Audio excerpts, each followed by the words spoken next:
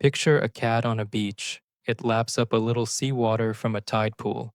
Nothing happens, no vomiting, no collapse, no emergency vet visit.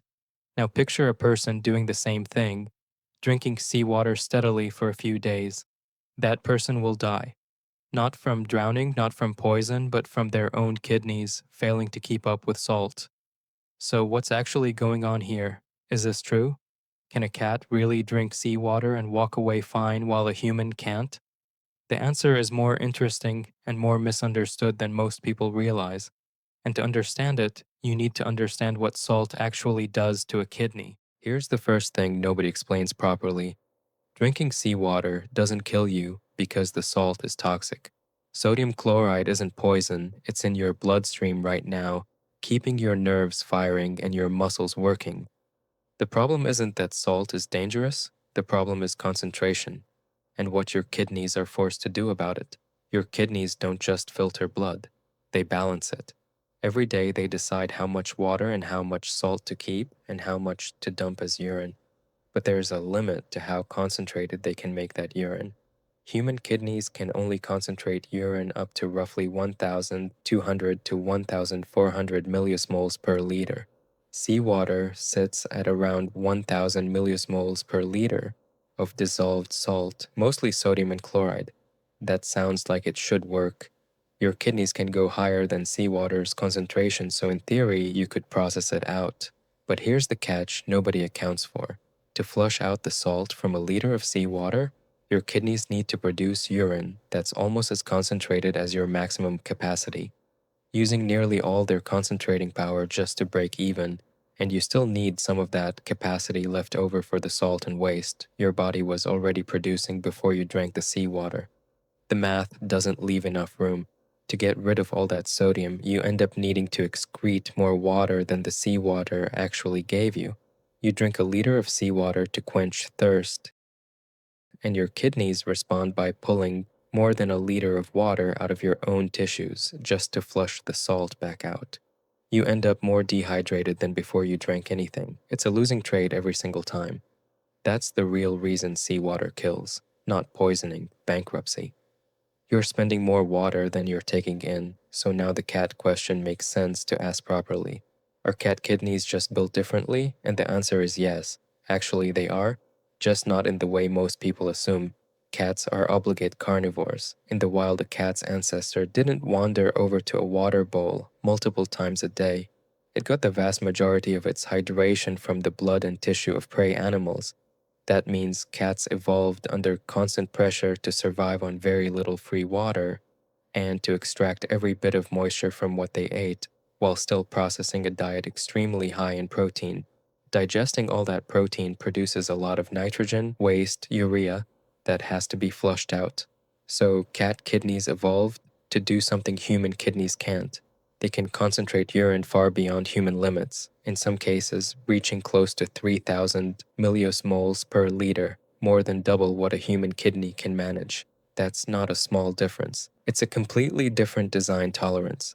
This is why a cat can survive on remarkably little water compared to its body size, and why a stray cat drinking from a puddle with some seawater mixed in, or licking a bit of ocean spray off its fur, isn't in immediate danger the way a person would be. Its kidneys have more headroom. The margin between what it needs to flush and what it's capable of flushing is simply wider. But here's where the popular version of this fact quietly goes off the rails. A wider margin is not the same thing as immunity. And this is the part that rarely makes it into the retelling. If a cat drinks seawater as its primary water source, day after day, the same losing trade that kills a human would still apply, just on a longer timeline. The concentrating ability of a cat's kidney is impressive, but it isn't infinite and it isn't magic.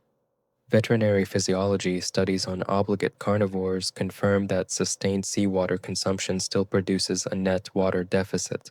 Just one, the cat's more efficient kidneys can stave off longer than a human's. A cat surviving a lick of ocean water is a cat exploiting a wider safety margin. A cat trying to live on seawater is still going to lose that margin eventually, exactly like a human, just more slowly. So the honest version of this fact is not that cats can drink seawater without consequence.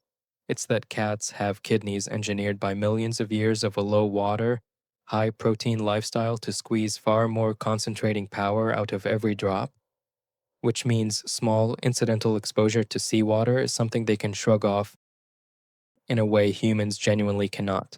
That's a real and fascinating adaptation. It's just not a free pass.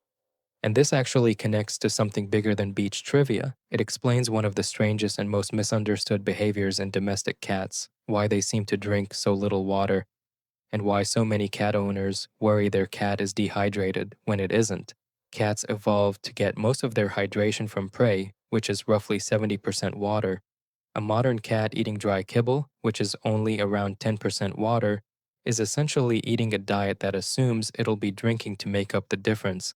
But the instinct to seek out water on its own is comparatively weak because for most of its evolutionary history, it didn't need to.